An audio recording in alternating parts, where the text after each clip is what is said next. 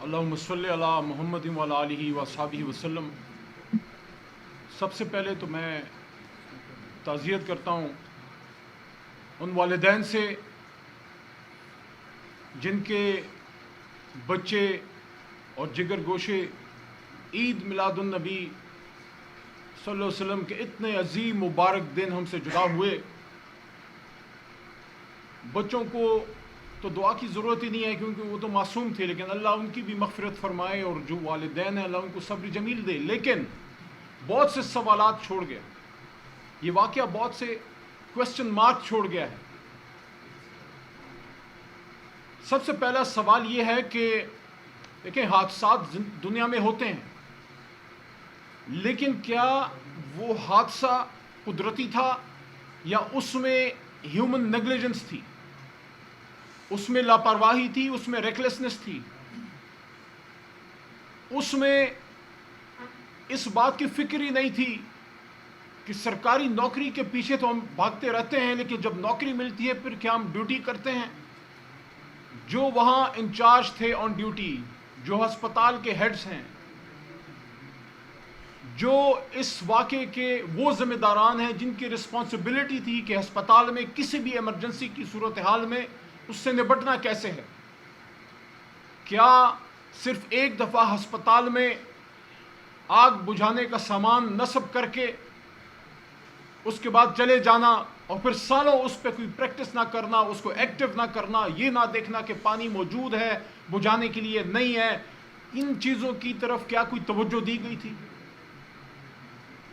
اس سے پہلے بھی اس ہسپتال میں بہت سے واقعات ہوئے ہیں، بہت سے وزرائے کرام آئے اور چلے گئے، لیکن کچھ شخصیات ایسی ہیں جو وزیر اعظم کو ہٹانا تو آسان ہے لیکن ان کو ہٹانا مشکل ہے۔ پھر اور بھی ایک اچنبے کی بات ہے، بہت سے لوگوں کو شاید نہ پتا ہو، خیال میں وفاقی وزیر صحت صاحب کو بھی شاید علم نہیں تھا کہ اسی اسپتال کے اسی این آئی سی یو کے ایریا میں جولائی کے مہینے میں بھی میڈیا میں رپورٹ ہوا ہے کہ ایک دفعہ پہلے بھی آگ لگی تھی۔ اس کے بعد کیا حفاظتی تدابیر لیے گئے؟ جس طرح میرے محترم بڑے بھائی شعیب شاہین صاحب نے بات کی کہ اس کی رات کو جب عمران خان صاحب کو لا رہے تھے، 1 اگست کو پیمزی کے سینئر کارڈیولوجسٹ نے جب عمران خان صاحب کے لیے پرسکرائب کیا کہ ان کو سی ٹی اینجیوگرافی کرائی جائے، کارڈیولوجی وارڈ کے اس کمرے میں، اس ایریا میں وہ فیسلٹی ہی نہیں تھی، اور عمران خان صاحب کی وزٹ کے 2 دن بعد 22 اگست کو وزیر اعظم ہاؤس کی پریس ریلیز آتی ہے، میڈیا میں شیئر ہو چکا ہے سب کے ساتھ، کہ نوٹس لیا گیا کہ یہاں اینجیوگرافی کی سہولت کیوں نہیں ہے۔ یہاں 2 سوال کھڑے ہوتے ہیں، یہاں پیمز کی انتظامیہ پہ 2 سوال کھڑے ہوتے ہیں کہ وزیر اعظم ہاؤس کے لیول پہ کیا نوٹس لیا جانا پڑے گا ایک ہسپتال کو ٹھیک کرنے کے لیے؟ ہسپتال کی انتظامیہ کیا کر رہی ہے، ضلعی انتظامیہ کیا کر رہی ہے، سی ڈی اے کیا کر رہی ہے، فائر ایکسٹنگوشنگ سارا نظام ان کے نیچے آتا ہے، اور وزیر صحت، وزارت صحت کیا کر رہی ہے، اور وزیر اعظم ہاؤس اور وزیر اعظم صاحب اسی کے لیے رہ گئے ہیں کہ نیچے آپ کا سب سسٹم کولیپس ہو چکا ہے، آپ نوٹس پہ نوٹس لے رہے ہیں، اور اس نوٹس کا نتیجہ کیا نکلا؟ جو 2 سوال میں اٹھا رہا ہوں وہ یہ ہے کہ جب وزیر اعظم ہاؤس کے لیول پہ کارڈیولوجی وارڈ کا نوٹس لیا گیا تو کیا اس ہسپتال نے اس نوٹس کے نتیجے میں باقی وارڈز کی بھی اس کی کنڈیشن چیک کی؟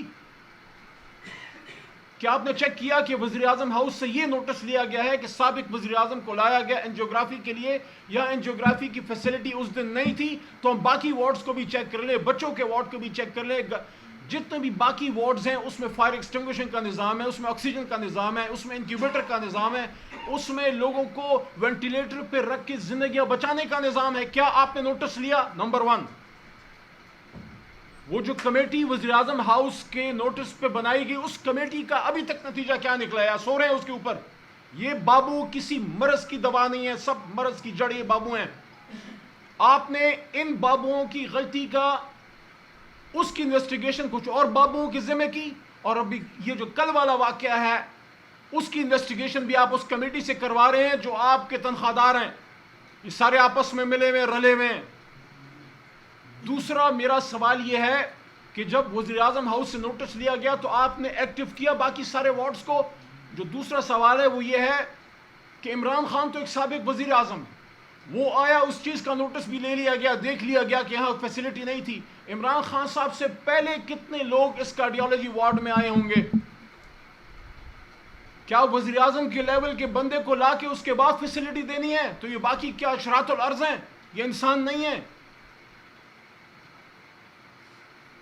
یہ جو آگ لگی تھی پچھلے مہینے اسی بچوں کے وارڈ میں، اس کے بعد کیا نوٹس لیا گیا؟ اس کے بعد کیا حفاظتی تدابیر کی گئی؟ اس کے بعد کیا پانی جو وہاں فیسلٹی پرووائڈڈ ہے، اگر آپ نے آگ بجھانی ہے صرف فائر ایکسٹنگوشر سے نہیں ہوگا، آپ کو باؤزرز چاہیے ہوتے ہیں جس میں پانی ہوتا ہے، وہ اویلیبل ہی نہیں تھا۔ قرآن میں اللہ کہتا ہے کہ ایک انسان کی زندگی بچانا پوری انسانیت کی زندگی بچانا ہے۔ تو پھر آپ مجھے بتائیں، ایک انسان کو اپنی غفلت سے مارنا کیا پوری انسانیت کا قتل نہیں ہے؟ اس کا پرچہ کس پہ کٹے؟ کون اس کا ذمہ دار ہے؟ کیا میاں صاحب وزیر اعظم کے طور پہ ایک نوٹس لے کے باقی میٹنگز میں بزی ہو جائیں گے؟ اور میں میڈیا سے، اپوزیشن سے، سول سوسائٹی سے، اخبار والوں سے، سب سے میں ایک سوال سب پاکستانیوں سے رکھنا چاہتا ہوں۔ اللہ کے عذاب سے ہمیں ڈرنا چاہیے کہ عید میلاد النبی کے دن ہم سے یہ جنت کے فرشتے اللہ نے چھین لیے، یہ اللہ کی ناراضگی کا اشارہ ہے۔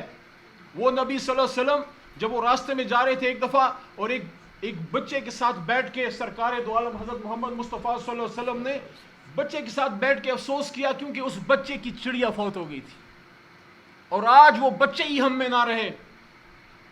میں یہ نہیں کہتا کہ کسی نے جان کے کیا ہے، میں یہ نہیں کہتا کوئی چاہتا تھا بچے مرے، لیکن جب آپ ڈیوٹی پہ ہوتے ہیں اور آپ غفلت کرتے ہیں تو اٹ اماؤنٹس ٹو ریکلیسنس، جس کا مطلب ہے کہ آپ کی غلطی کی وجہ سے، آپ کی غفلت کی وجہ سے، آپ کی لاپرواہی کی وجہ سے آپ تو اپنے گھر میں چلے جائیں گے، آپ معطل ہو جائیں گے، پھر بحال ہو جائیں گے، یہ میڈیا بھی 3-4 دن شور مچائے گا، ہم بھی شور مچائیں گے۔ غم تو ان کے گھروں میں ہے جن کے 4 سال بعد دعاؤں کے بعد بچے پیدا ہوئے۔ اس ماں کا پوچھیں جو اپنے بچے کو جلتا دیکھ بھی نہ سکی، اس کو ابھی تک لاش بھی نہ ملی۔ یہ جو کمیٹی انہوں نے بنائی ہے انکوائری، میرے دونوں سینئرز بیٹھے ہیں، میرے سے سینئر وکلاء ہیں، پارلیمنٹیرین بھی رہے ہیں بابر صاحب۔ میں نے بھی اس پارلیمنٹ کی 12 دریوں میں اور ان سسٹم میں تھوڑا وقت گزارا ہے، اس پہ میں کوئی اعتماد نہیں ہے۔ اکثر ہمارے ملک میں رجحان ہے کہ سٹنگ ججز کے نیچے کمیٹی بنائے، اس ججز کی کمیٹیوں کا بھی کوئی نتیجہ نہیں نکلا۔ ججز اپنا نہیں پوچھ سکتے، کسی اور کا کیا پوچھیں گے؟ جن 6 ججز نے ایک سوال اٹھایا تھا، وہ 6 ججز اب وہ ان کا بھی اب پتہ نہیں چل رہا وہ کدھر کدھر پوسٹڈ ہے۔ یہ پارلیمنٹیرین کے طور پہ میں یہ کہتا ہوں، یہ پارلیمنٹ اپنی تنخواہ حلال کرے، اس کی ذمہ داری لے۔ ہم تو قائمہ کمیٹیوں میں نہیں ہیں۔ میں اپنی جماعت کو ریکویسٹ کروں گا کہ صرف اس ایک ایشو پہ صحت کی قائمہ کمیٹی برائے جو قومی اسمبلی ہے اور سینٹ ہے، اس میں ایک دن کے لیے جائیں اور ان سب کو وہاں لائن حاضر کریں، including health ministry, including C D heads, including PIMS انتظامیہ۔ یا اگر وہ نہیں کرتے تو میں اسپیکر نیشنل اسمبلی سے یہ استدعا کرتا ہوں کہ جوائنٹ ایک کمیٹی بنائیں سینٹ اور قومی اسمبلی کے ممبران کی، اور اس کو پارلیمنٹ کی سطح پہ انویسٹیگیٹ کریں اور کسی کا لحاظ نہ کیا جائے۔ جس نے اس میں جرم کیا ہے ان کو سزا قرار باقی دیں۔ ایک تو اس واقعے کی انویسٹیگیشن اور سزا، لیکن اس کے ساتھ ساتھ دوسری اہم چیز یہ ہے، دنیا کے مہذب ملکوں میں جب ایسا کوئی واقعہ ہوتا ہے، نظام ہل جاتا ہے، نئی نئی قانون سازیاں ہوتی ہیں، نئے پریکٹسز ان پلیس ہو جاتے ہیں، اور اس ایک واقعے سے وہ سیکھ لیتے ہیں۔ ہم پتہ نہیں کب سیکھیں گے، ہمارے کتنے بچے ہم سے شہید ہو گئے، ہر طرح سے ہمارے بچے اور ہمارا معاشرہ جو ہے وہ نشانے پہ ہے، ایک دوسرے پہ ہم ذمہ داریاں ڈال رہے ہیں۔ اس واقعے کے بعد پورے پاکستان میں ایک ایمرجنسی ڈکلیئر کرنی چاہیے تھی۔ تمام صوبوں میں تمام صوبائی وزرائے اعلیٰ اور وزیر اعظم اور جی بی اور اے جے کے میں ہسپتالوں کا تو جائزہ لیں، باقیوں کی کیا حالت ہے۔ آپ 10 ارب کے جہاز تو خرید سکتے ہیں، لیکن آپ اپنے بچوں کو ایک ایک انکیوبیٹر میں، پنجاب میں، باقی علاقوں میں، لیکن پنجاب بالخصوص ایک ایک انکیوبیٹر میں 3-3 4-4 بچوں کو ڈالا جاتا ہے۔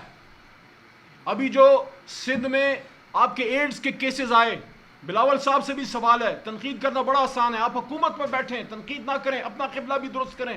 جو سندھ میں بچے ایڈز سے، غلط انجیکشن لگنے سے، آپ مجھے بتائیں کسی کے بچے کو کسی کے غلط انجیکشن کی وجہ سے ایڈز ہو جائے، وہ والد تو صبح شام مرے گا، وہ تو صبح شام جو ہے اس کی تو اپنی زندگی اجیرن کر دی۔ تو اس واقعے سے ہم سبق سیکھیں، اس پہ قانون سازیاں بھی کریں، اس پہ انتظامی امور میں بھی ہم اپنے نظام کو ٹھیک کریں، اور آئندہ سے یقینی بنائیں کہ کم از کم اپنے ہسپتالوں میں جہاں لوگ اپنی زندگیاں بچانے جاتے ہیں وہاں ہمارے بچے جل کے تو نہ مریں. لیکن آخر میں کیا کہوں, ہم کس حکومت سے گلا کر رہے ہیں, ہم کن کو بات کر رہے ہیں؟ وہ حکومت جن کے دل میں اتنا بھی رحم نہیں ہے کہ عید میلاد النبی کے دن لاہور میں ہمارے ایک ورکر, ہمارے ایک ساتھی زبیر نیازی صاحب جو خود تو تھے نہیں, ان کے گھر میں عید میلاد النبی کا ایک پروقار تقریب تھی جہاں درود پڑھا جا رہا تھا, جہاں نبی پاک صلی اللہ علیہ وسلم اور صحابہ کرام اور اہل بیت کا ذکر ہو رہا تھا, جہاں نبی پاک صلی اللہ علیہ وسلم کی رحمت العالمین کا تذکرہ ہو رہا تھا. وہاں حملہ کروایا گیا کل لاہور میں, اور وہاں ہمارے ایک ورکر اشتیاق خان جو ہے وہ تیل میں جلس گئے ہیں, 70% وہ جلس گئے. شرم نہیں آتی آپ کو؟ آپ اور کوئی چیز نہیں تو عید میلاد النبی کا جو ایک پروقار, ایک سادہ, ایک روحانی ایک تقریب ہوتی ہے, وہ بھی آپ کے ظلم سے, آپ کے جبر سے جو ہے وہ بچی بھی نہیں ہے. میں مریم بی بی سے پوچھنا چاہتا ہوں, میں نواز شریف صاحب سے پوچھنا چاہتا ہوں, آپ لاہور میں ہوتے ہیں, آپ نے داتا کی نگری کو ظلم کی نگری بنا دیا ہے. یہ جو آپ نے کر دیا ہے, کیا ہم تو یہ کہتے ہیں کہ ہم انتقام نہیں لیں گے, لیکن ان ورکروں کے کلیجوں کو کیسے ہم ٹھنڈا کریں گے؟ عمران خان صاحب کس کس کے کلیجے کو ٹھنڈا کریں گے کہ صبر کریں, ہم نے انتقام نہیں لینا؟ اس کو میں کیا جواب دوں اشتیاق خان کو؟ علی محمد کیا جواب دے جس کو کل نبی پاک صلی اللہ علیہ وسلم پہ درود بھیجنے کے جرم میں جھلسا دیا گیا؟ شرم کا مقام ہے. آخر میں پھر یہ مطالبہ کہ اس واقعے کو برش اسائڈ نہ کریں, اس کو ایک مثال بنائیں. حکومت کو بھی کہتا ہوں, آپ بھی انسان ہیں, ہم بھی انسان ہیں, سب سے پہلے ہم انسان ہیں, مسلمان ہیں, پاکستانی ہیں, اس کے بعد حکومت ہے, پوزیشن ہے. اس واقعے پہ قانون سازی کریں, قرار باقی سزا دیں جنہوں نے کیا ہے, اور اس کو بابوؤں کی کمیٹیوں کی نظر نہ کریں. پارلیمنٹ کے لیول پہ اس پہ بالکل ٹاپ ایک کمیٹی بنائیں جس میں دونوں طرف سے سینئر قیادت کو ڈالیں, اور وہ سیاست اس پہ نہ کریں, اللہ کی رضا کے لیے کام کریں. میں بابر امان صاحب کو بھی ریکویسٹ کرتا ہوں, آپ بھی آئیے اور اس پہ اپنے خیالات کا اظہار کیجیے.